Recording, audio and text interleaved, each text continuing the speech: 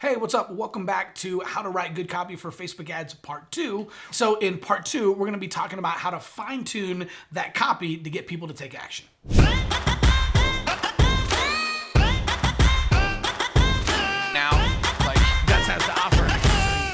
Hey, what's up, y'all? My name's Chris Abbott, and I've helped thousands of churches write and run Facebook ads all over the country. And so in this video, I'm actually going to be dropping some of my super ninja tips that I've been using for years so you can take them and use them for your church. All right, number one, hook, interest, action. Now, this is a framework that I invented that I use for a ton of my Facebook ads, and it works really, really well. So number one, the first thing you want to do is you want to use some type of a hook in order to get people to stop scrolling and pay attention to your ad. A great way to do this is to use some type of a question because you want them to stop and answer yes or no. So for example, something like, can I ask you a personal question? That's a great first line to start with because some people, if you just say, can I ask you a question, they'll just keep scrolling. But if you say, can I ask you a personal question? Every single person's gonna stop, if for nothing else, because they're curious to who is this dude and why is he about to ask me a personal question and doesn't even know me, right? So it's just a hook in order to stop the scroll to get people to read the next couple lines of your ad, right? Another great one is, hey, I have a challenge for you. Right? Everyone wants to stop just for a second long enough to figure out what's the challenge so that they stick around and find out what the rest of your ad is all about. Okay, so after you've crafted a great hook to stop the scroll and get people to take a look at your ad, now you want to pique their curiosity and get them interested. So hook, interest, action. We want to pique their curiosity and get them interested by answering the question, what's in it for me? So if we are inviting people out to our new sermon series on Sunday, we want to answer the question, what's in it for me? So we might say, hey, can I ask you a personal question? Where are you going to the church this Sunday? Man, maybe you haven't been to church in a really long time. Maybe you've never been to church, but I want to invite you to come out to Guts Church this Sunday because we're going to be answering the question, why do bad things happen to good people? A lot of people have wondered for years about this question, and we're actually finally going to answer it and put it to rest this Sunday at 10 o'clock. So come on out to Guts Church for a brand new sermon series, Why Do Bad Things Happen to Good People? We'll see you Sunday.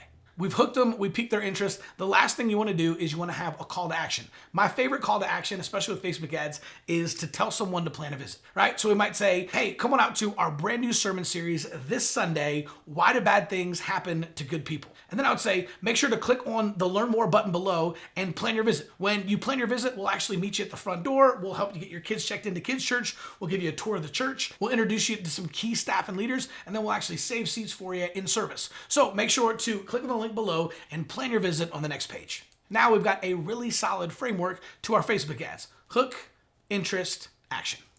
All right, so number two, don't talk about the features, talk about the benefits. Now, if you've ever gone through any type of sales training or anything like that, they'll always talk about this, right? Like car salesmen, don't talk about the features, talk about the benefits. Well, what the heck is the difference? Nobody ever actually answers that question, right? So here's what it is. Features are about you, benefits are about them, right? So if you're talking about your church and how cool your church is or how great it is or how good the worship is or how great the message is gonna be or how long the church has been around, those are all features. Nobody cares about that, right? People don't care that your dog died, they care that their dog died. So you don't want to talk about you want to talk about them. So that's why we want to say something like, hey, are you trying to figure out your purpose? Hey, are you wandering through life trying to find your calling? Hey, are you staying up at night trying to figure out if your spouse is still in love with you? All right, so you want to talk about the benefits to them. So in the example we used before, hey, have you ever wondered why bad things happen to good people? Well, come on out to church this Sunday as we answer the question that you've probably always wanted to know but never had the guts to ask. So come on out to church this Sunday. You can wear whatever you want, drink coffee in the sanctuary, and meet some great people.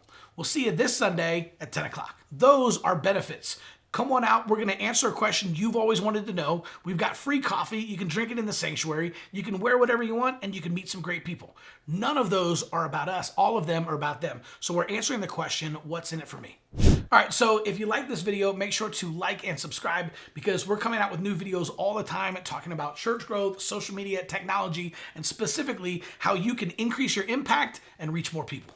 All right, so let me share with you some of my best tips and tricks that I've learned over the years in order to be able to reach more people, hook their engagement, and actually get them to show up on Sunday morning. First off, be interesting. Now, I know this one sounds really obvious, but it's not. You want to be interesting. You want to be unboring. Think about the psychology of why people share things on social media, right? This is called social currency. People share things that makes them look good.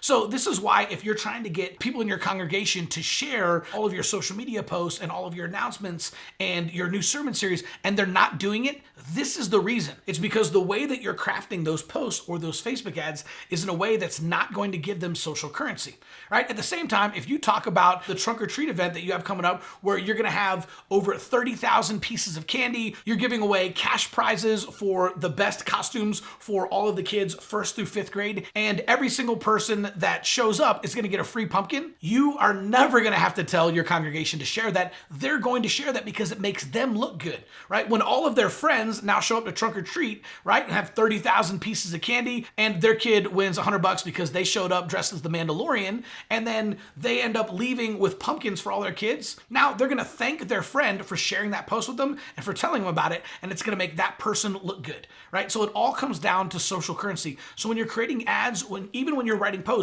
make sure to be interesting, to be unboring, and ask yourself, would you share this Facebook post if you saw it? Would this make you look good to your friends? And if not, go back and rewrite it. All right, next up, write casual copy. Do not try to impress your 12th grade English teacher. In fact, I wrote a Facebook ad years ago where I literally just said, attention parents, you're doing better than you think you are.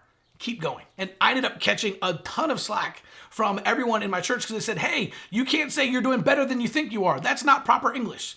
To which case I said, I know, but that's exactly how people talk, and that's why I wrote it. I know that you're ending with a preposition. I know you're not allowed to do that. I was actually a writing minor, right? But I did it on purpose because that's how people talk. And that ad went on to be one of the best performing Facebook ads we've ever written, and it's because we wrote it conversationally. We wrote it laid back. We wrote casual copy. So the best way to do this is to write your Facebook ads as if you're writing them from one friend to another. And last but not least, you don't have to be funny, just be authentic. This is one of the biggest mistakes that a lot of young copywriters make is they try to be funny. And it's actually really, really hard to be universally funny. A lot of times you might write something that you think is funny and your friends, knowing you and your personality and how you would say it, might also laugh and think, yeah, that's really funny. But is it funny to a stranger who doesn't know you, who doesn't know how you would say it, right? This is actually the highest form of copywriting. So believe it or not, if you actually study script writing, it's only the best writers in the world that can write comedy. So if you actually go out and you take a script writing class, they will always 100% of the time start you with drama because it's the easiest to write, right? I mean, look at all the soap operas that are out there and that kind of stuff, right? A lot of those people, they literally write the scripts the day of and then go film them. That's why they're so cheesy, right? And people are hooked on them. They can't stop watching them. It's because drama is easy to write and you can write it out of the top of your head. So when you go out there and you're writing Facebook ads and you're trying to engage people and be funny, I'm telling you, don't try to be funny, just be authentic, right? A lot of times funny can fall flat and even be a little bit awkward for people that don't know you. And so the best thing that you can do is just be open and authentic.